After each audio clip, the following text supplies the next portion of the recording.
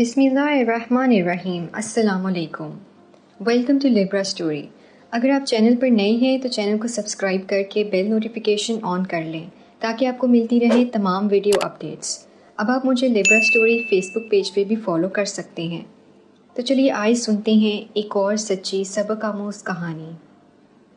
میں مروں گا تب ہی جان چھوٹے گی، اماں تم تو مجھے مار کے ہی چھوڑو گی۔ میں نے مسالہ بھون کر ابھی گوشت اس کے اندر ڈالا ہی تھا کہ پڑوس سے اونچا اونچا بولنے کی آوازیں آنے لگیں۔ یہ آوازیں تو ہمارے پڑوس سے تقریباً ہر دوسرے دن ہی آتی تھیں۔ میں نے گوشت کو بھوننا شروع کیا اور ساتھ ساتھ پانی کا چھینٹا بھی ڈال رہی تھی۔ تیز گرم برتن پر پانی پڑنے سے اچانک تیز آواز اٹھتی ہے اور پھر دھیمی پڑ جاتی ہے، مگر پڑوس کے جھگڑے کی آواز دھیمی پڑنے کی بجائے تیز سے تیز تر ہوتی جا رہی تھی۔ ہنڈیا کو ہلکی آنچ میں رکھ کے ڈھکن ڈھانپ کے میں صحن میں آ گئی۔ سارے صحن میں دھوپ پھیلی ہوئی تھی۔ جلتے صحن سے گزر کر میں دیوار تک پہنچی اور دیوار کی در سے آنکھ لگا کر ہمسایوں کے گھر کا نظارہ کرنے لگی۔ آپا سیما کا بیٹا اونچا اونچا بول رہا تھا اور اس طرح بولتے ہوئے اس کے گردن کی رگیں بھی پھول رہی تھیں۔ میں کچن میں واپس آ گئی۔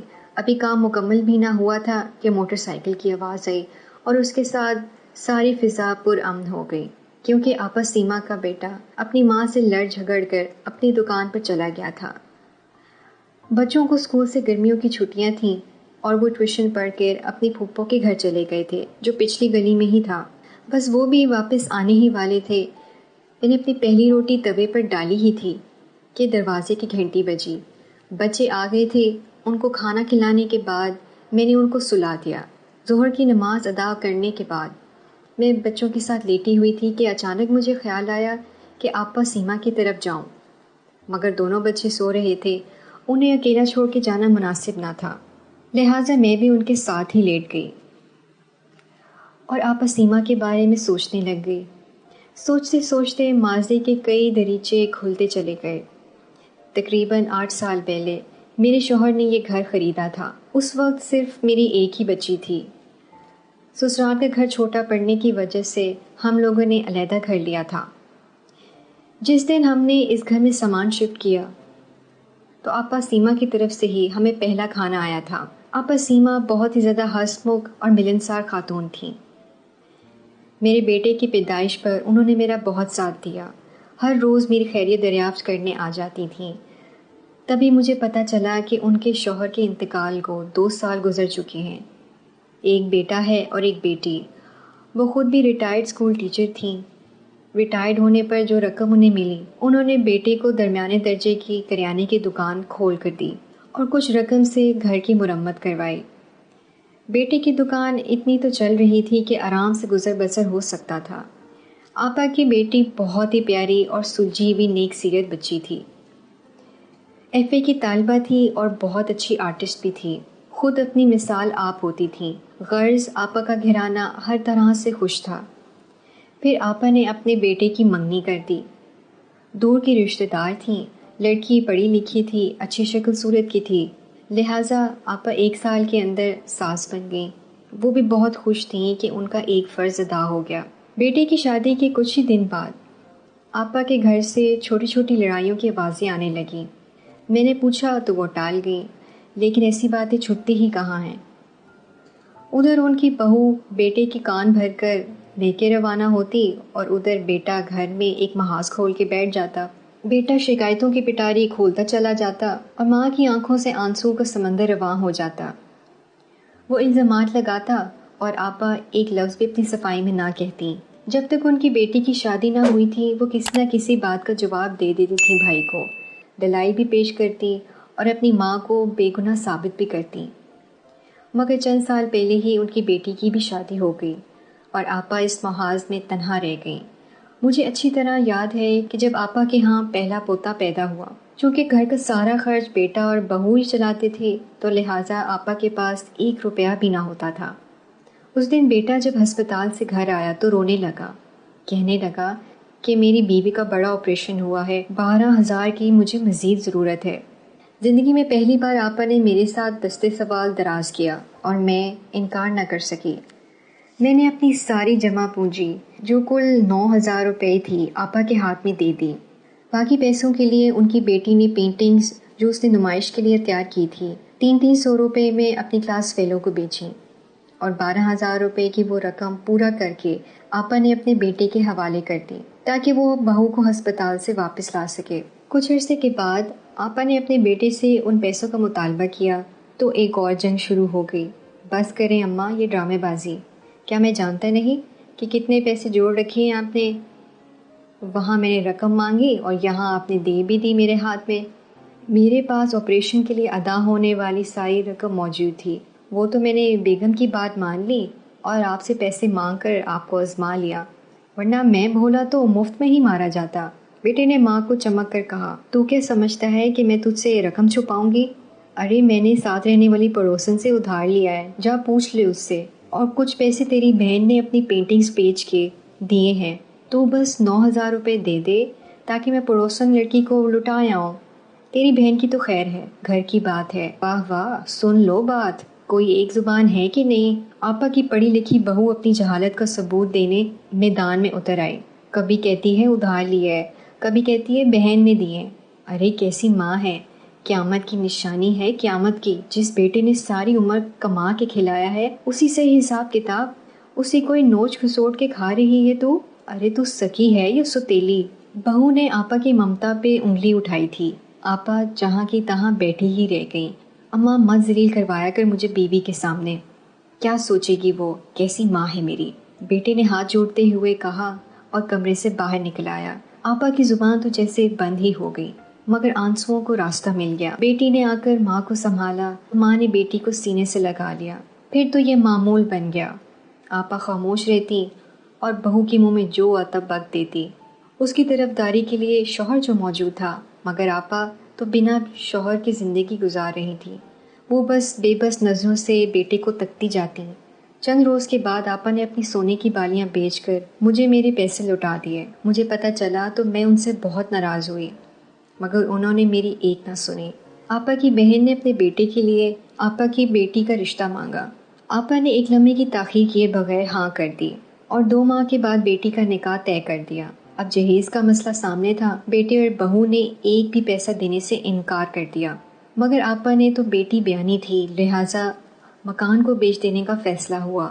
ارے یہ ڈائن ہمیں اس گھر سے نکالے گی، تو نکل، تیری بیٹی نکلے اس گھر سے، کافر ہے تیری بیٹی، تصویریں نکالتی ہے، بت گری کرتی ہے، بت گری۔ جس روز آپا کے گھر سے یہ آوازیں بلند ہوئیں، سارے محلے نے گلی میں نکل کے یہ 1 وومن شو سنا، مگر میں واحد تھی جس نے یہ نظارہ کیا تھا۔ دیوار کی ٹوٹی ہوئی در سے، جو کہ 2005 کے زلزلے کی وجہ سے بن گئی تھی، آپا کا بیٹا دکان سے گھر آ گیا اور بیوی کو چپ کروایا، مگر مدھم مدھم آوازیں رات تک آتی رہیں۔ رات کے 10 بج رہے ہوں گے جب میرے گھر کا دروازہ زور زور سے بجنے لگا۔ الہی خیر، میرے شوہر نے دروازہ کھولا تو آپا سیما سامنے کھڑی تھیں، بے حال، پریشان، پیروں میں جوتا نہیں اور سر پہ دوپٹہ نہیں۔ میری بیٹی، ٹوٹے پھوٹے الفاظ ساری کہانی سنا رہے تھے۔ میں آپا کے ساتھ ان کے گھر بھاگی، ان کی بیٹی بے ہوش پڑی تھی۔ میرے شوہر اور میں نے اس کو گاڑی میں ڈالا اور ہسپتال پہنچایا۔ اس کو نروس بریک ڈاؤن ہو گیا تھا۔ آپا کی بہو تو لڑ جھگڑ کے میکے چلی گئی تھی اور بیٹا اس کو منانے کے لیے اس کے پیچھے چلا گیا۔ قیامت جیسی وہ رات گزارنے کے بعد صبح آپا کی بیٹی کو ہوش آ گیا۔ جب آپا کی بہن کو جھگڑے کا پتہ چلا تو وہ بہت شرمندہ ہوئیں۔ انہوں نے جہیز لینے سے منع کر دیا۔ ہسپتال میں ہی اپنے بیٹی کو لے آئیں اور وہیں پہ نکاح ہوا اور اکلوتی بیٹی، اکلوتی بہن صرف اپنی ماں کی 2 سونے کی چوڑیاں پہن کر ہسپتال سے ہی رخصت ہو گئی۔ اس کے بعد بیٹے نے لڑ جھگڑ کر گھر اپنے نام کروا لیا۔ سال کے بعد بیٹے نے ایک بڑا جنرل سٹور کھول لیا، مگر گھر میں قہر برسنے لگا۔ روز کی لڑائی جھگڑے ختم نہ ہوئے۔ آپا کی بہو لڑ کر میکے چلی جاتی اور بیٹا گھر میں کچھ خرچ نہ دیتا، خود باہر سے کھا آتا اور ماں کیا کھاتی ہے اس بات کی اسے کوئی فکر نہیں۔ آپا سیما میرے ہی گھر آ کے میری ہی سلائی مشین سے میرے اور بچوں کے کپڑوں کی سلائی کرتی تھیں اور میں ان کو اس کی اجرت دیتی تھی تاکہ وہ مشکل وقت میں خرچ کر سکیں۔ وہ ریٹائرڈ اسکول ٹیچر بھی تھیں۔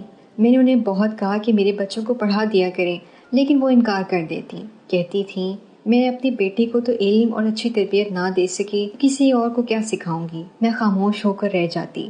اچانک میری آنکھ کھل گئی، گھڑی میں دیکھا تو 4 بج رہے تھے۔ میں نے اپنے بچوں کو اٹھایا، منہ ہاتھ دھلایا، انہیں ہوم ورک کرنے کا کہہ کر دروازے کو لاک لگا کر آپا سیما کے گھر چلی گئی۔ وہ اندر بیٹھی رو رہی تھیں۔ 4-5 گھنٹے رونے کی وجہ سے ان کی آنکھیں بالکل سوج چکی تھیں۔ مجھے دیکھا تو میری طرف لپک کے میرے پاس آئیں۔ تم نے سنا نا بیٹی، کیا کہتا تھا میرا بیٹا؟ مروں گا تو چین آئے گا۔ بھلا ماں کو بھی بیٹے کے مرنے سے چین آتا ہے؟ کیا قصور ہے میرا، تم بتاؤ؟ وہ میرے ساتھ لگ کر بلک بلک کے رونے لگ گئیں۔ میں نے انہیں اٹھایا، بیڈ پر بٹھایا، آنسو پونچھے، ٹھنڈا پانی پلایا اور انہیں کہا کہ کیا میرا شوہر آپ کی بیٹی سے بات کرے؟ نہیں، اب اس کی کوئی ضرورت نہیں ہے۔ میرے بیٹے کو سمجھانے کی اب ضرورت ہی نہیں رہی۔ وہ عجیب سے لہجے میں بولی تو میں خاموش ہو گئی۔ عصر کی اذان ہوئی تو میں نے ان کو اٹھایا، وضو کروایا، خود بھی وضو کیا اور دونوں نے اکٹھے نماز ادا کی۔ اپنے گھر سے لا کر میں نے انہیں کھانا کھلایا اور آرام کی تاکید کر کے میں اپنے گھر چلی گئی۔ اگلے دن روز کی طرح میں بچوں کے لیے کھانا بنا رہی تھی کہ مجھے آپا سیما کے گھر سے رونے کی آوازیں آئیں۔ یہ آوازیں ان کے بیٹے کی تھیں۔ میں صحن میں بھاگی ہوئی گئی اور دیوار کی طرف سے دیکھنے لگی۔ آپا سیما سارے دکھوں سے نجات پا گئیں۔ انہوں نے صحیح کہا تھا کہ اب میرے بیٹے کو سمجھانے کی کوئی ضرورت نہیں۔ ماں کے فوت ہونے پر بیٹی بھی گھر آئی۔ ادھر آپا سیما کا جنازہ اٹھا، ادھر بیٹی نے گھر سے باہر قدم نکالا اور پھر اس کے بعد کبھی اس دہلیز پر قدم نہیں رکھا، پر مجھ سے اور میرے بچوں سے ملنے اکثر آیا کرتی تھی۔ آج پھر جولائی کی ایسی ہی گرم دوپہر تھی۔ آپا سیما کو فوت ہوئے 1 سال بیت چکا تھا۔ میری آنکھوں سے آنسو جاری تھے۔ 1 سال پہلے کی ایسی ہی ایک دوپہر مجھے یاد آ گئی۔ اسی اثنا میں ہمسایوں کے گھر سے آوازیں بلند ہونے لگیں۔ مگر یہ کیا؟ آج تو آپا کی بجائے ان کی بہو کے چیخنے کی آوازیں آ رہی ہیں۔ میں صحن کی طرف بھاگی اور دیوار کی طرف سے دیکھنے لگی۔ آپا کے بیٹے کے ساتھ ایک 25-26 سال کی خوش شکل لڑکی کھڑی تھی۔ لباس اور میک اپ سے تو نئی دلہن لگ رہی تھی۔ آپا کی بہو تو چیخ رہی تھی۔ سوتن کے الفاظ کے علاوہ مجھے اور کسی چیز کی سمجھ نہیں آ رہی تھی۔ آپا کی بہو کے گلے کی رگیں پھول رہی تھیں اور آنکھوں سے آنسو بہہ رہے تھے۔ بس بند کرو اپنی یہ بکواس۔ کیا ظلم ہو گیا ہے تم پر؟ ہاں بولو نا اب تم۔ ظلم تو تم نے کیا تھا، مجھ پر، میری ماں پر اور میری بہن پر۔ آپا کا بیٹا چنگھاڑا۔ میں نے اپنی ماں کو فاقوں مارنے میں کوئی کسر نہیں چھوڑی تھی۔ اس کے خلوص، اس کی محبت، اس کی ممتا پر شک کیا، اسے دھتکارا۔ جب اسے میری ضرورت تھی میں نے اسے بے سہارا کر دیا، اس کی خدمتوں اور محبتوں کو فراموش کر دیا۔ میری وجہ سے وہ موت کی دہلیز تک جا پہنچی تھی۔ تم مجھے پٹیاں پڑھاتی رہیں کہ تمہاری ماں اور بہن تمہارے ٹکڑوں پہ پلتی ہیں، اور میں بھول گیا کہ میں تو خود اس ماں کا ٹکڑا ہوں اور میری بہن اسی وجود کا دوسرا ٹکڑا ہے۔ میری ماں نے ہمیں محبت سے جوڑ کر ایک کیا تھا اور تم نے ہمیں ٹکڑوں میں بانٹ دیا۔ میری بہن میری شکل تک دیکھنا گوارا نہیں کرتی۔ ماں کے مرنے کے بعد اس نے میری کبھی چوکھٹ پہ قدم بھی نہیں رکھا۔ تمہاری طرف دیکھتا ہوں تو میرا مرنے کو دل کرتا ہے۔ 1 سال تمہیں برداشت کرنے کی میں نے بھرپور کوشش کی، مگر اب نہیں۔ میں اپنی ماں کے وہ آخری الفاظ نہیں بھول سکتا جو اس نے میرے ہاتھ پکڑ کے کہے تھے کہ بیٹا، رب پاک کی قسم، میں نے تم سے بہت محبت کی، لیکن پھر بھی اگر مجھ سے کوئی غلطی ہو گئی ہو تو مجھے معاف کر دینا۔ اور پھر میری ماں مر گئی۔ یہ میری بیوی ہے اور اب اس گھر میں ہی رہے گی۔ تم جا سکتی ہو، پر میں بیٹوں کی ماں ہوں، تم مجھے اتنی آسانی سے نہیں چھوڑ سکتے۔ آپا کی بہو کی مغرور آواز ابھری۔ میری ماں بھی بیٹے کی ماں تھی اور اسی جرم کی سزا بھگتی تھی انہوں نے۔ تم تو 2 بیٹوں کی ماں ہو، تمہاری سزا تو دگنی ہونی چاہیے۔ آپا کے بیٹے نے جواب دیا، پاگل ہو گئے ہو تم؟ آپا کی بہو چیخی اور آپا کے بیٹے کا گریبان پکڑ کر اس کو زور زور سے مارنے لگی۔ چلی جاؤ یہاں سے ورنہ میں 3 حرف بول کے تمہیں یہاں سے دفع کر دوں گا۔ آپا کے بیٹے کی دھمکی کارگر ثابت ہوئی اور ان کی بہو کمرے میں چلی گئی۔ آپا کی نئی بہو اپنے شوہر کے ساتھ آپا سیما کے کمرے میں چلی گئی اور میں واپس اپنے کچن کی طرف دوڑ آئی۔ اس گھر سے اسی طرح لڑنے جھگڑنے کی آوازیں آتی ہیں۔ آپا کا بیٹا اسی طرح رگیں پھلا پھلا کر چیختا ہے۔ وہ بھی آپا سیما کی طرح آنکھوں میں آنسو بھرے خاموشی سے اپنے شوہر کی ڈانٹ سنتی رہتی ہے۔ اگر آپ کو ہماری یہ ویڈیو پسند آئی ہو تو اپنے پیاروں کے ساتھ لازمی شیئر کریے گا۔ شکریہ۔